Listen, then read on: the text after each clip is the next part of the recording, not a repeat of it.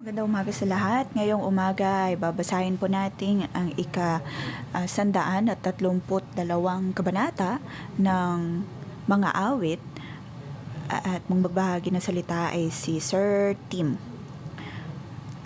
Sa nakaraang mga linggo ay napag-usapan po natin ang tungkol sa libro ng Ezra na nabanggit ang tungkol sa dalawang katao na naging katulungan ng Diyos lalo na sa paggawa ng templo niya at ng kanyang mga kasulatan ng panunumbalik sa Jerusalem.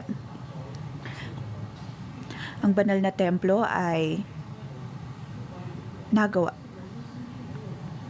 Ngunit ang puso ng mga tao ay hindi tuluyang nanumbalik sa Diyos. Dahil naroon sa kanilang pagbabalik ay nagkaroon pa rin ng mga lipi na halo dahil sa pakikipag-asawa sa mga banyaga.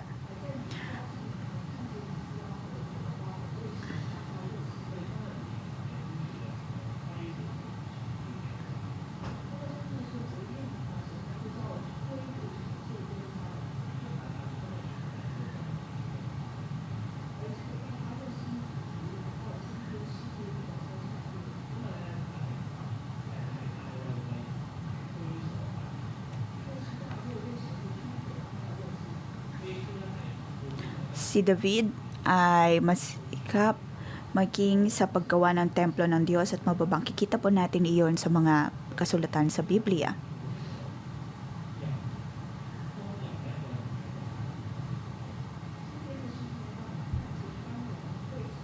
Dito sinasabi na kung isang tao ay mayroong puso lalo na pagdating sa templo ng Diyos, ano kaya ang pinagdaraanan ng kanilang mga puso?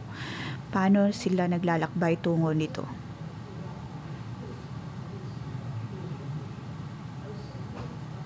At paano nga ba tutugon ang Diyos sa ganitong paglilingkod natin? Sa umagang ito, bibigyan po natin ang pamagat na ito bibigyan po natin ang kabanatang ito ng pamagat. Hindi kailanman pababayaan ng Diyos ang ating magiliw na paglilingkod sa Kanya. Ang awit na ito ay napaka-espesyal.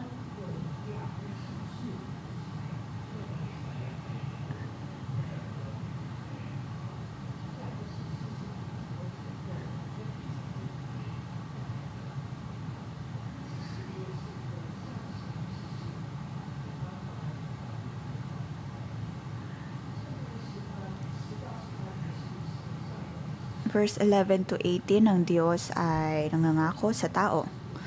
Sa verse 1 to 10, ang una pong talata,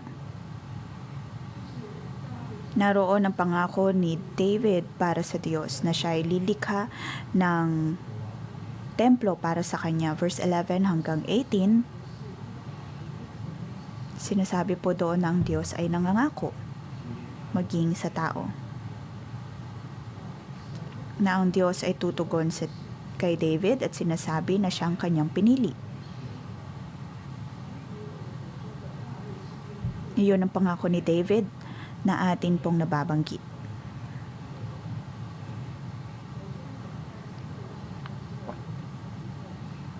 Ang dalawang ito ay parallel.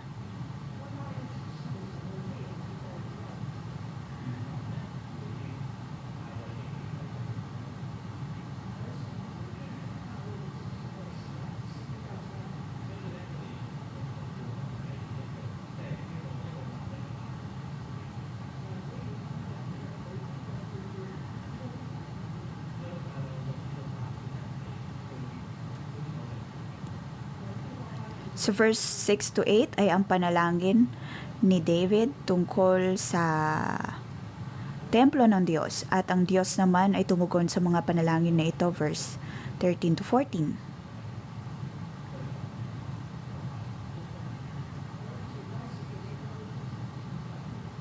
At verse 9 to 10, naroon na humihingi si David ng pagpapala mula sa Diyos, at ang Diyos ay tumugon nga sa verse 15 to 18.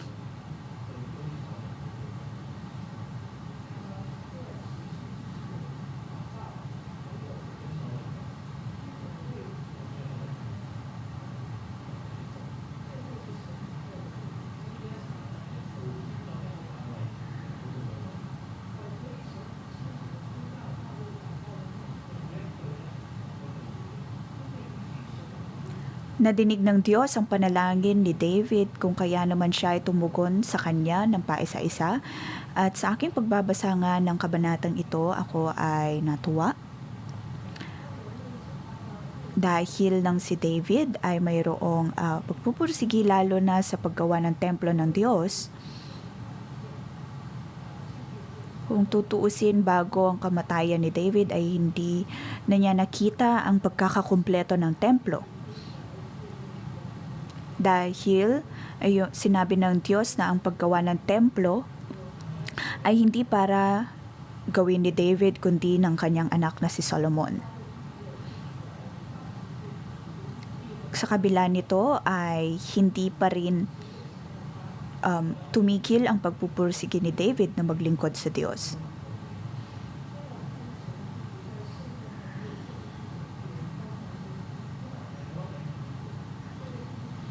Mga kapatid, ngayong umaga,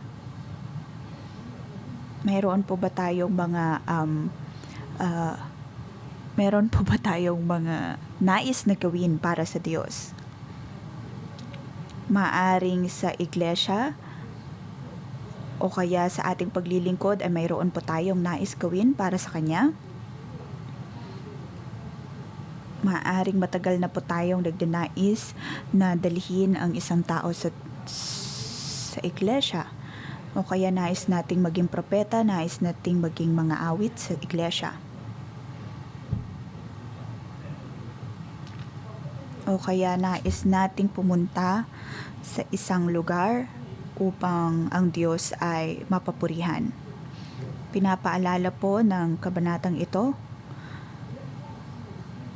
na wag po nating kaligtaan o kaya sukuan ang pangako na mayroon po tayo sa Diyos.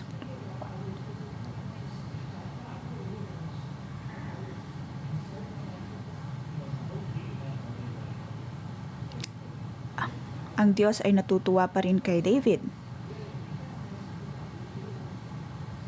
Ang Diyos ay natutuwa sa tuwing tayo ay nag-iisip ng ayon sa pananaw ng Diyos.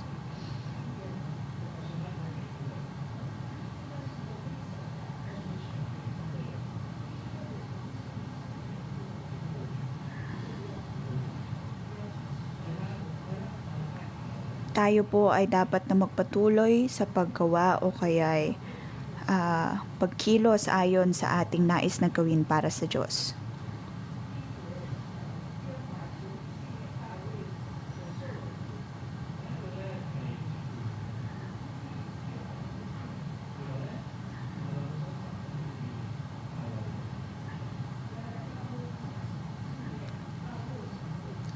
Nais ni David na maalala ng Diyos ang lahat ng kanyang mga pinagdaanan. Kung paano niya dinala ang arko ng tipan sa Jerusalem.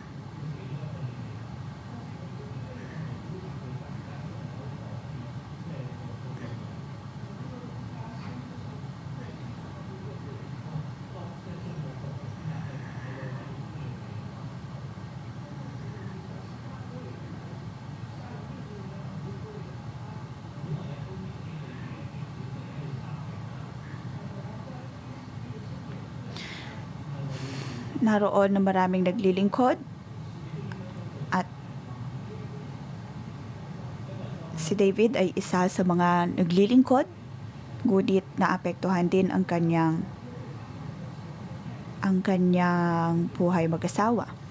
Nang maibalik ang Ark of the Covenant sa Jerusalem,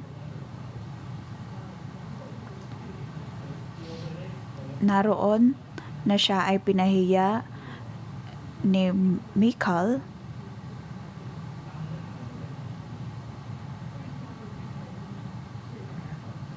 ngunit hindi sumuko si David.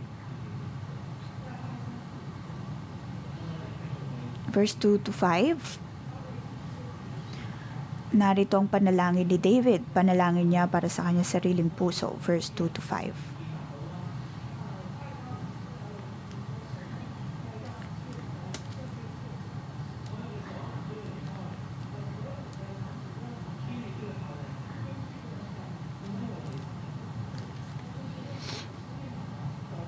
Pinalangin niya ang kanyang sariling buhay, ang kanyang sariling puso.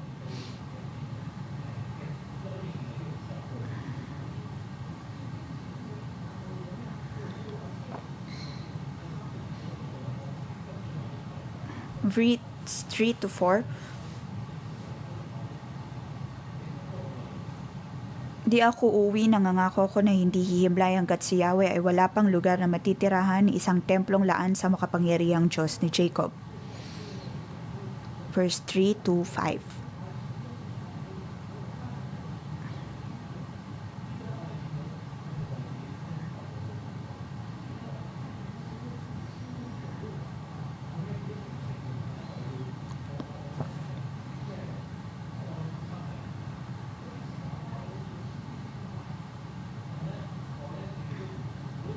Siya ay determinado na gawin ito.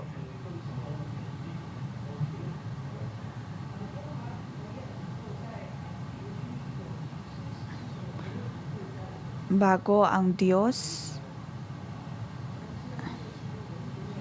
para kay David, kanyang sinasabi na bago siya humimlay ay dapat munang magawan niya ng templo ang Diyos. Sa libro ng Samuel, kung matataan po natin, si David kailanman ay hindi na umalis o kaya kailanman ay dumating sa pagkakataon na hindi siya tumigil, lalo na sa paghahanap ng paraan upang gawin para gawin ang templo ng Diyos.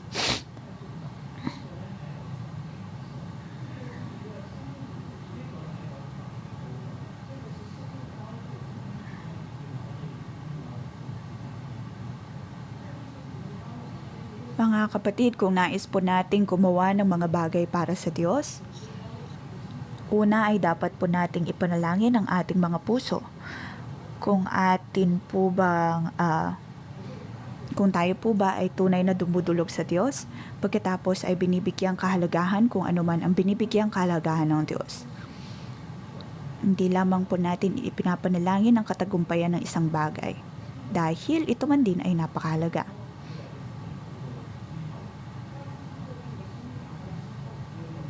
Pagkatapos ipanalangin ni David ang kanyang sariling buhay, sa verse 6 to 8 ay gumawa po siya ng aksyon. Siya ay tumugon sa paggawa ng templo ng Diyos.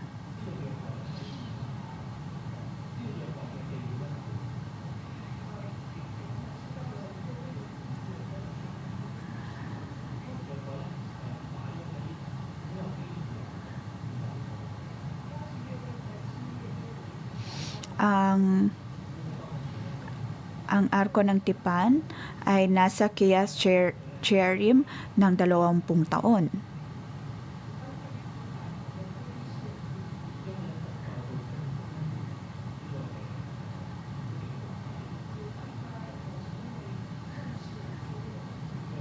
At matapos na magawa ng paraan ng pakikipagdigma sa mga Palestino, siya ay naging hari na ng Israel. At kanyang naibalik ang arko ng tipan mula sa Kiryat Jearim pabalik sa Jerusalem.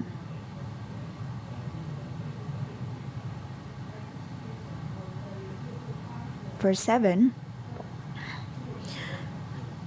nang ang arkong tipan na ito ay naibalik, sila ay nagpuri. Makikita po natin dito ang panahon o ang pagkakataon ng pagkilos ng Diyos. Talagang nanalangin si David na matapos o kaya ay magawa ang templo niya.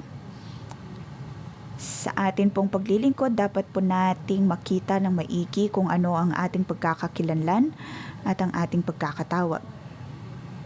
Ayon sa tamang panahon, ang Diyos ay tutugon. Sa aking pagbabasa ng mga awit na ito, naalala ko kung ang akin din pong pagpupursigi, lalo na sa paglilingkod sa Diyos. Bago pa man ako naging coworker, ay naroon ng puso ko na ibahagi ang salita ng Diyos sa mga estudyante, sa mga tao. Sa mahabang panahon ay naging parte po ako ng religious study sa paaralan, at ako ay naging bahagi ng evangelistic ministry. At nais kong maging pinuno nito upang mas madami akong magawa. Ngunit hindi ko din naman alam kung ano ang dapat kong gawin. Kung kaya man ipanalangin ko sa Diyos na Panginoon, kung tama nga po ang bagay na ito ay tulungan mo ako upang maging pinuno ng grupong ito. At patuloy nga akong nanalangin ng nanalangin. Ngayon na aking sinisiyasat ang bagay na ito, napansin ko na hindi ko ipinanalangin ang aking sariling buhay. Kaya pagkatapos ng isang panahon ay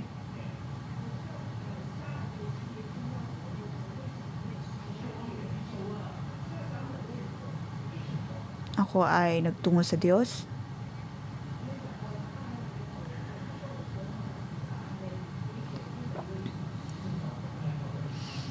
At dumating sa pagkakataon na pumunta ako sa headmaster ng paaralan at sinabi, nais ko maging pinuno ng grupong ito. Ngunit sinabi sa akin ng headmaster na naibigay na ang pwestong iyon sa isa pa naming katrabaho.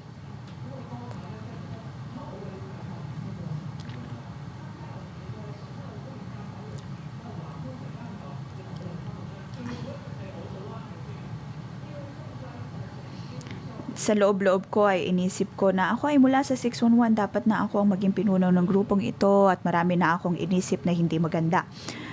Dahil nais kong gawin kung ano man ang ginagawa ng Diyos sa 611, ngunit ngayon sa aking pag-iisip ng bagay na ito, alam kong natutuwa ang Diyos na makita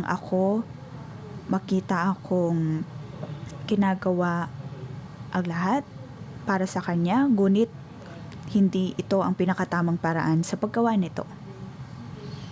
Ngayon makikita po natin ang puso ni David. Ang buhay ni David.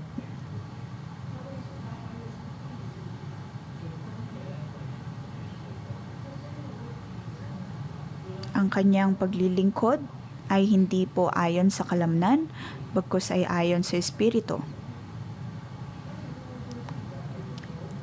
Nasa kabila ng pagsasabi ng Diyos na ang paggawa ng templo ay hindi para sa kanyang panahon, naroon pa rin na naging bukas si David lalo na sa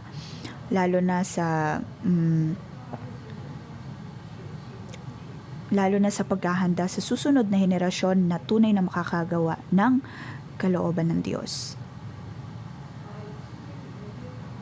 Tulad ni Jonah at Isaiah, Elijah,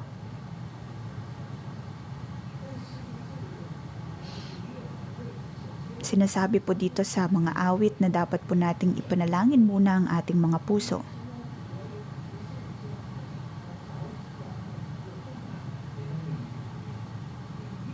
Dapat po nating ihanda ang ating mga puso.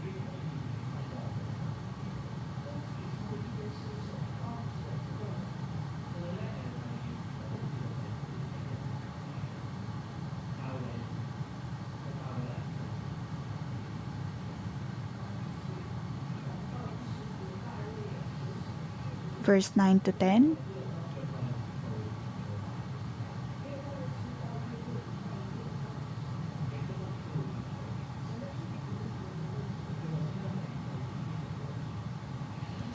So verse 9 to 10, sabi, alang-alang naman sa lingkod, iyong mga pari hayaang maghayag ng iyong pagliligtas, ang mga hinirang sumigaw sa galak. Verse 9.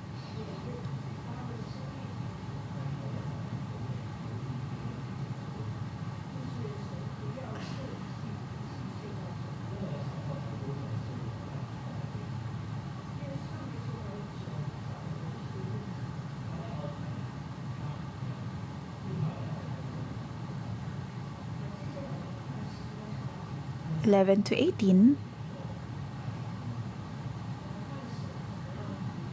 Paano tumutugon ang Diyos sa kanyang mga lingkod na tapat na naglilingkod sa kanya? Verse 11 to 18.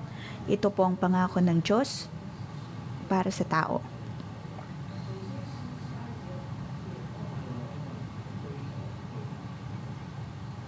Verse 11 hanggang 12.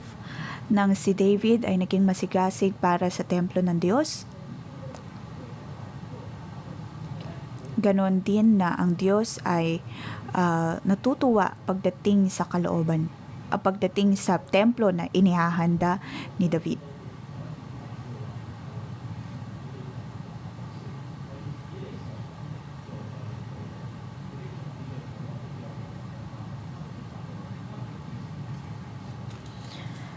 Ang iyong pangako kay David mong lingkod, huwag mong babawin. Ganito ang iyong pangakong habilin, isa sa anak mong gagawing hari upang mamahala matapos na ikay pumanaw sa lupa. Kung magiging tapat ang mga anak mo sa bigay kong tipan at ang mga utos ko ay igagalang, ang mga anak mo'y pawang maghaharing walang katapusan.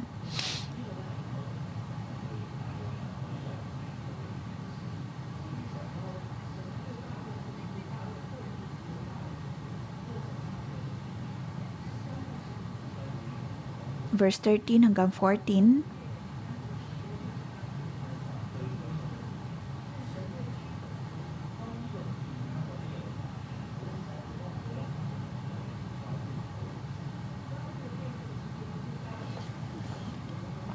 Nang ang mga taga-Israel ay nagnais sa pagbabalik ng Diyos o ang pagbabalik sa kanyang presensya, naroon na tumugon ang Diyos. Pinili ng Diyos si Zion.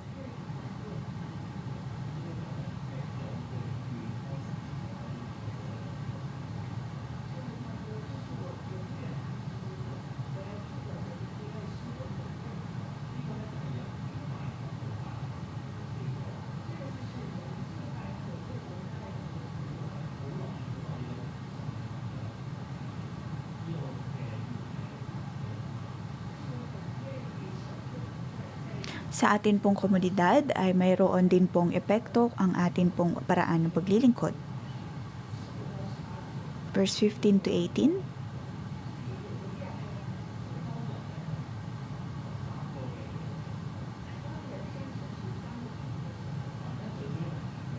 Nang ang tao ay humingi ng panalangin sa Diyos, makikita natin dito ang pagtugon ng Diyos at siya ay tumugon ng 5 pang pangako o 5 pang pagpapala. Verse 9 at 10.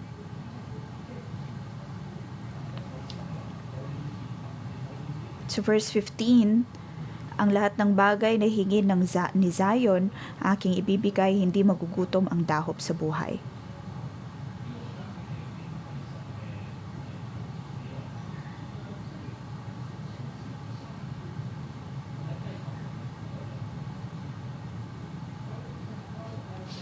Sa presensya ng Diyos, ang atin pong buhay ay magiging masagana.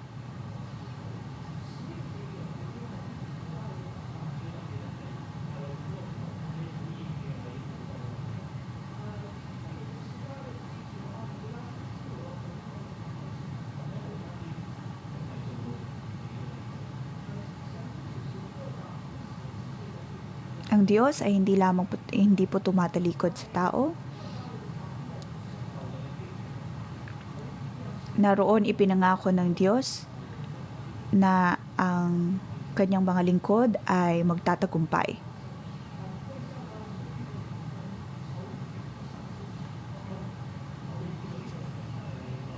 Sabi dito, iyong mga pari hayaang maghayag sa aking pagliligtas. At naroon pang ilang mga pangako ng Diyos para kay David. Ang talagang nais niya ay ang presensya ng Diyos, kung kaya naman siya ay tunay na natawag. Ang Diyos ay tunay na tapat, tunay na dakila, puno ng habag at biyaya.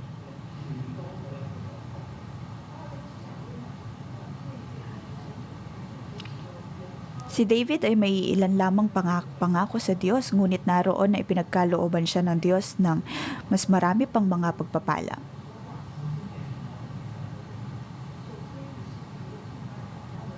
Ngayon sa atin pong paglilingkod, tayo po ba ay tagapagpuri o kaya ay tagapanalangin? Sa atin pong pagpupuri, sa ating pong pananalangin, ang nais ng Diyos ay ang manatili po sa atin. At upang ang kanyang presensya ay manatili sa atin. At hindi po kalilimutan ng Diyos kung ano man ang uri ng pagpupursige na mayroon tayo. Marami pong mga pastor, mga co-worker, mga kapatiran, nais nila ang presensya ng Diyos para sa lugar na ito. Sa pananalangin, sa pagpupuri, sa pag-aaral ng salita ng Diyos. Ngayong gabi ay mayroon po tayong Bible study course na pangungunahan ni Pastor Jason kung paano po aralin at unawain ang Biblia.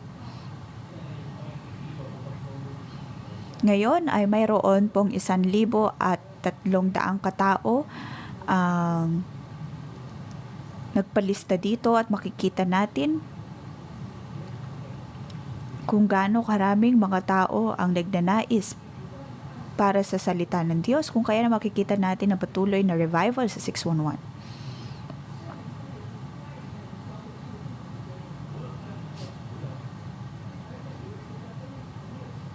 Ang presensya ng Diyos ay lagi pong nasa atin.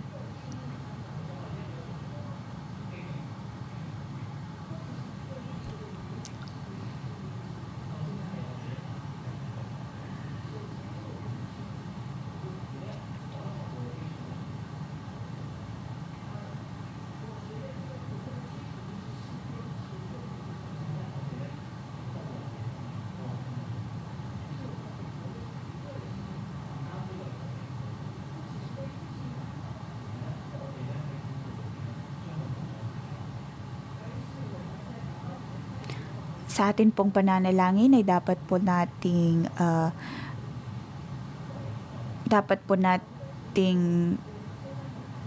inaayon ng ating puso sa kalooban ng Diyos.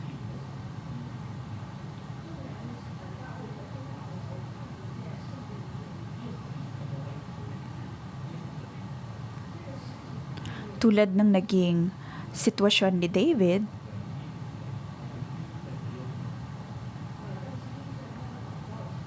dumating man sa pagkakataon na hindi niya nakita ang pagkakakumpleto ng templo ng Diyos, gayong gayon ang kanyang pangarap para sa Diyos. Ngunit naroon pa rin na nagtiwala siya sa Diyos at patuloy siyang minahal, patuloy na naglingkod. Maaring tayo man din po ay may mga pangarap na nais gawin, ngunit nakikita ng Diyos ang atin pong puso sa pong paglilingkod sa Kanya.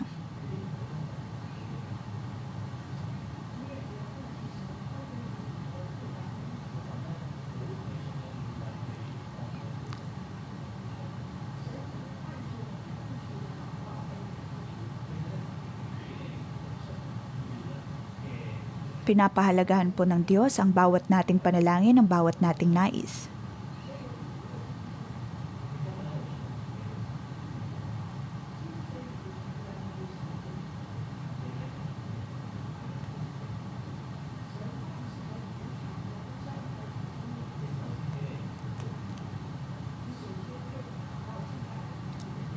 Una ay dapat po tayong tumugon ayon sa panalangin at pagpupuri, pagkatapos ay kumilos ayon po dito. Tayo po ay magpuri sa Diyos. Ito po ang ating mensahe ngayong umaga.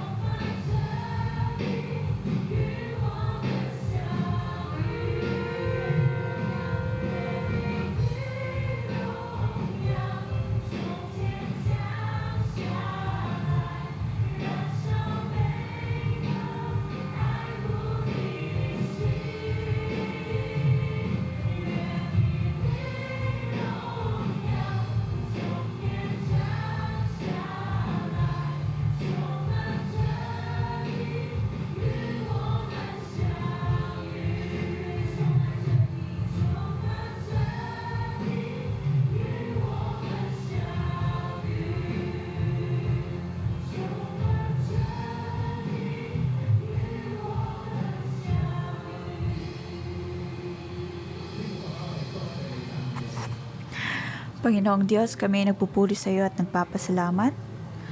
Salamat o Diyos na sa aming pananalangin sa iyo, sa aming pagdaing sa iyo,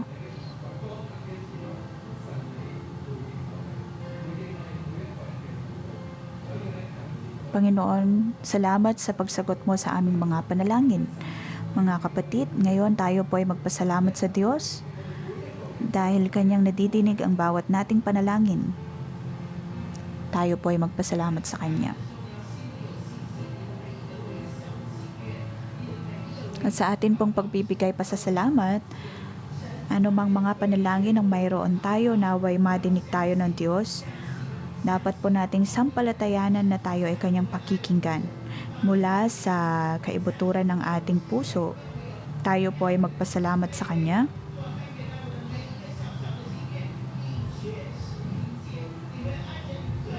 Ating ipanalangin na, O Diyos, kaano man ako kataas o kababa, naroon kang tumitinig sa aking mga panalangin.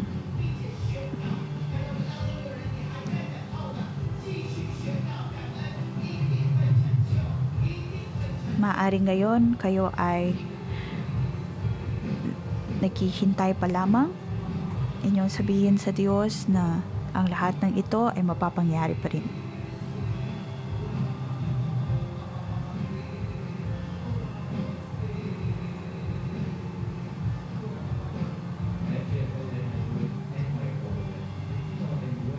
Panginoon, nadirinig mo ang bawat naming panalangin. Kami ay mayroong pagnanais na maglingkod sa iyo. Naalala mo ang bawat panalangin na mayroon kami, panalangin maging ni David. Ngayon tayo po ay maupo. Nang nabanggit ni Tim, na si Tim ay mayroong pagnanais na maglingkod sa Diyos. Ngunit bandang huli ay sinasabi ng Diyos na siya ay nagpadanak ng maraming mga dugo, kung kaya naman hindi dapat siya ang magpagawa ng templo, bagkus ay ang kanyang anak na si Solomon. Ngayon, tayo po ay manalangin at siyasatin ang ating mga puso. Sa unang pagkakataon na tayo ay nakarating sa 611, maaaring tayo po ay maraming mga pagkakataon upang maglingkod. Nais nating magpuri.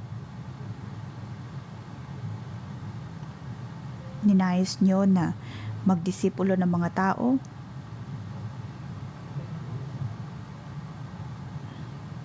Maging usher, maging parte ng worship team na nandoon ang pagnanais na maging parte ng paglilingkod sa Diyos.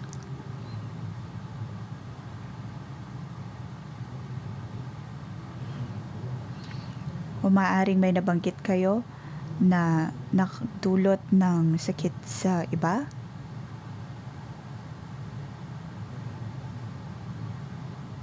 At maaaring ang Diyos ay hindi nagbukas ng pintuan para sa iyo.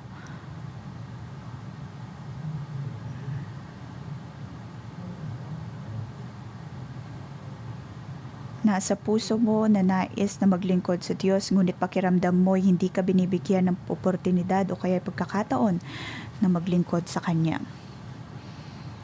Sinasabi sa iba o kaya sinasabi sa Diyos na bakit hindi ka nabibigyan ng pagkakataon na maglingkod di tulad ng iba.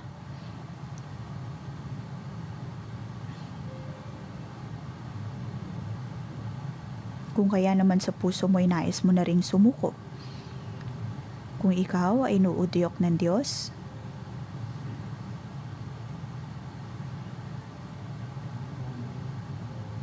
maaari mong sabihin sa Diyos ang iyong nadarama.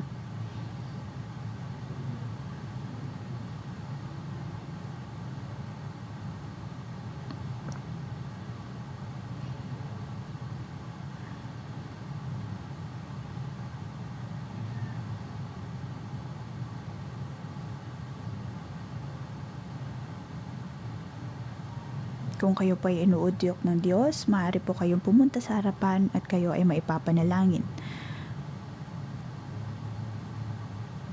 Nais ng Diyos na muling mapabuhay ang pagnanais na mayroon ka, lalo na sa paglilingkod sa Kanya.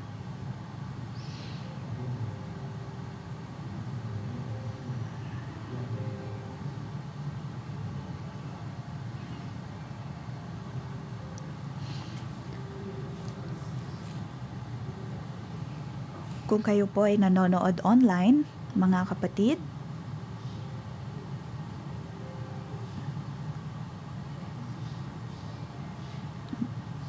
maaring napapanood nyo lamang ang atin pong pang-umagang debosyon at maaring sa inyo'y kayo ay nasaktan lalo na sa paglilingkod sa Diyos.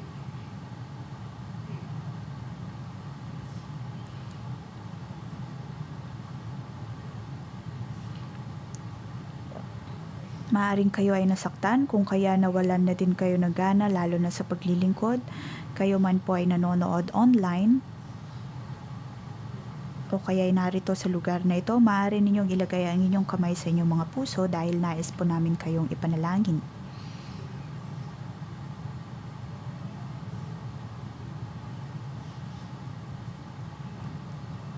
Sabihin mo sa Diyos ang iyong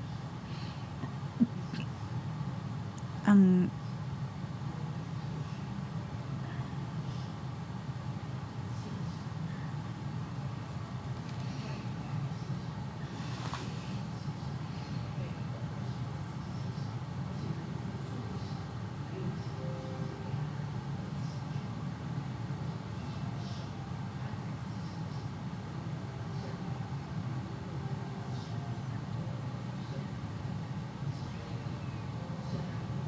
Panginoon, ang iyong pag-ibig nawa ang pumuno sa puso ng bawat isa.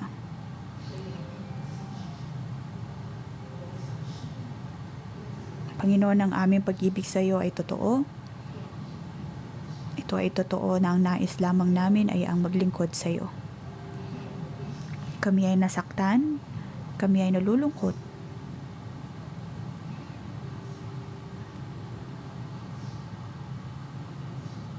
Naway ang iyong pag-ibig ang magpagaling sa amin.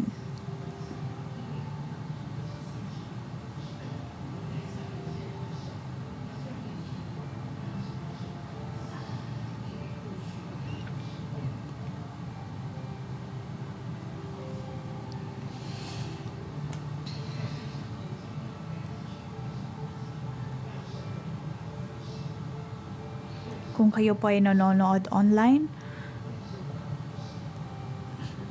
maaari po ninyong ilagay ang inyong kamay sa inyong puso at ang banal na espiritu ang siyang maglilingkod sa inyo.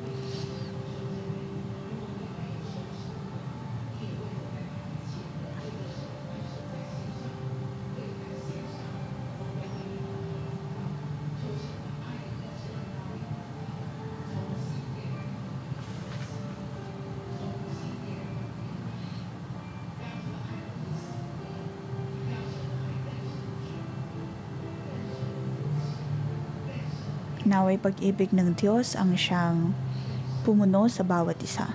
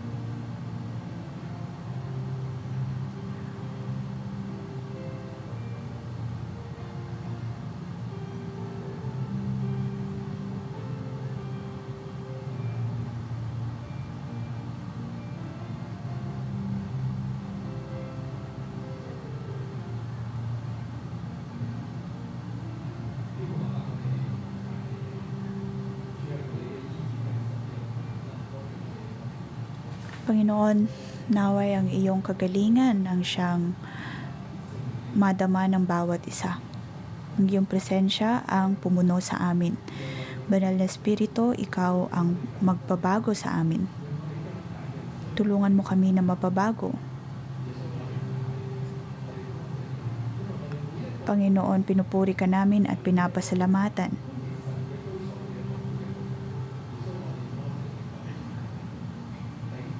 Panginoong Diyos, kami ay nagpapasalamat sa iyo at nagpupuri.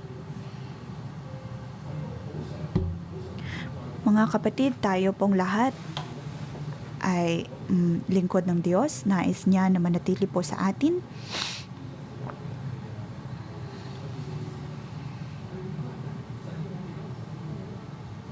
Ngayon tayo po ay manalangin. Ano ang nais ng Diyos na gawin sa atin pong mga buhay? Maaring ang nais ng Diyos ay kumilos sa atin pong mga buhay.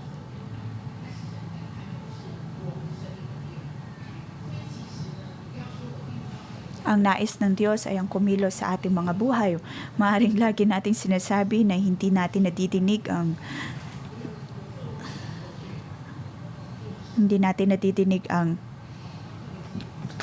presensya ng Diyos o pagkilos ng Diyos.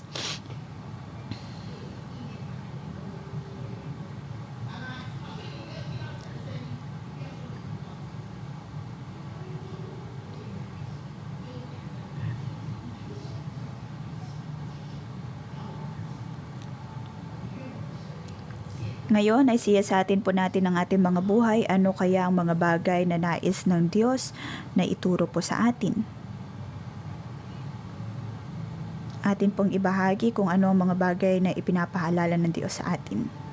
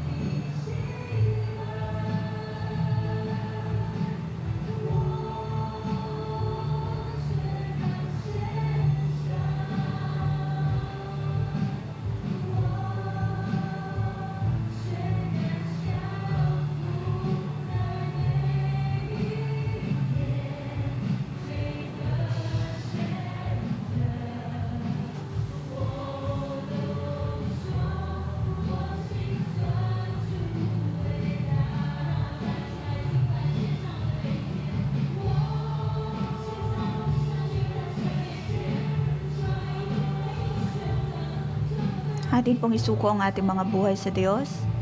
Panginoon, nais namin ay ang maglingkod sa iyo at ang sumunod lamang sa iyo.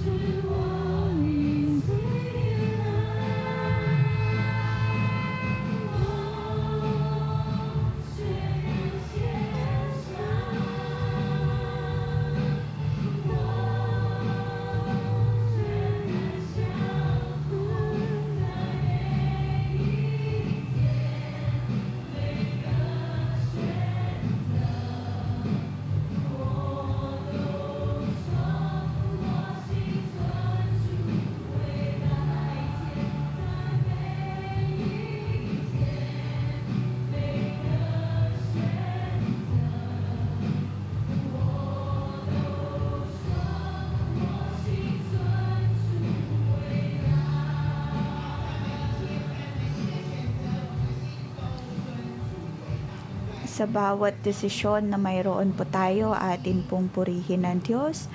Ang atin pong iglesia ay 611 Bread of Life.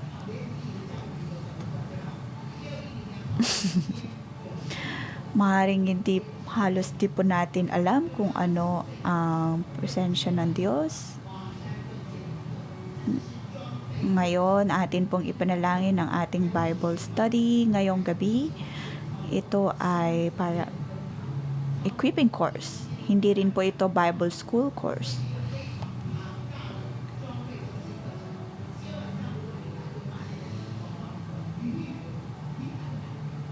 Ito po ay napakagandang pag-aaral.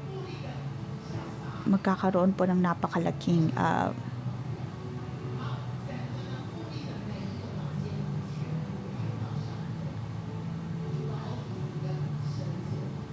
ang lahat po ng mga room dito sa BIC sa Wealthy Garden ay magagamit para po dito.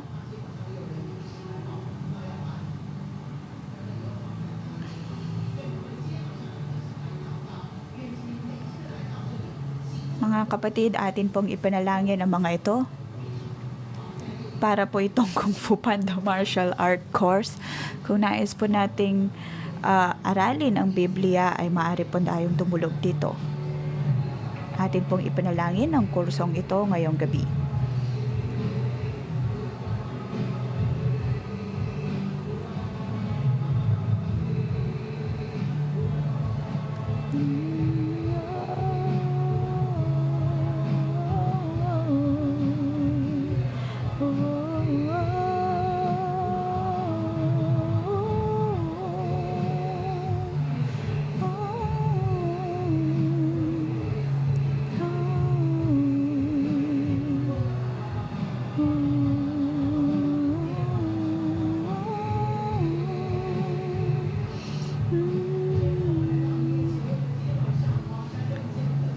Panginoon, kami ay nananalangin sa iyo at tumutulog sa iyo. Amin pong ipinapanalangin ang bagay na ito. Maraming mga tao ang naglista para sa bagay na ito. Panginoon, naway pakalinisan mo kami sa amin pong pagnanais na aralin ang iyong mga salita. Naway mangusap ka sa bawat isa sa amin. Naway ang amin pong mga buhay ay magkamit para sa iyong kalooban. Hindi lamang po kami humihingi ng iyong kagalingan, ng karunungan na nagmumula sa iyo. Naway ang Espiritu ng Diyos ang kumilos sa buhay ng bawat isa. Naway ang lahat na dumalo ay magkaroon ng kagalakan sa kanilang mga puso.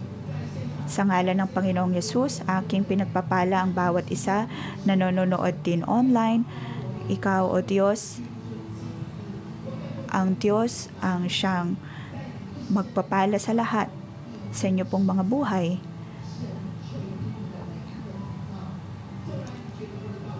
Kayo ay tunay na maniniwala na ang Diyos ang siyang kikilos sa inyong mga buhay dahil mahal na mahal kayo ng Diyos. Ayon sa kanyang kalooban, ang lahat ay mapapangyari.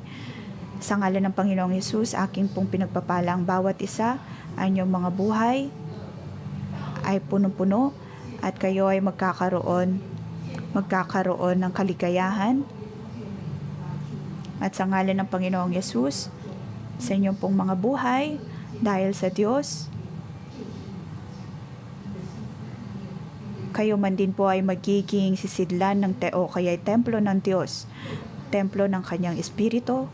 Ang inyong mga pananalita ay makikilos ayon sa kalooban niya sa inyong mga buhay, tulad ng kung paanong ginamit ng Diyos ang buhay ni David, kayo din ay gagamitin ng Diyos. Papakinggan ng Diyos ang inyong pangapanalangin.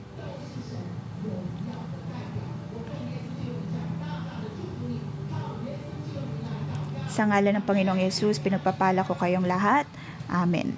Dito po nagtatapos ang ating pangumagang debosyon. Magandang umaga.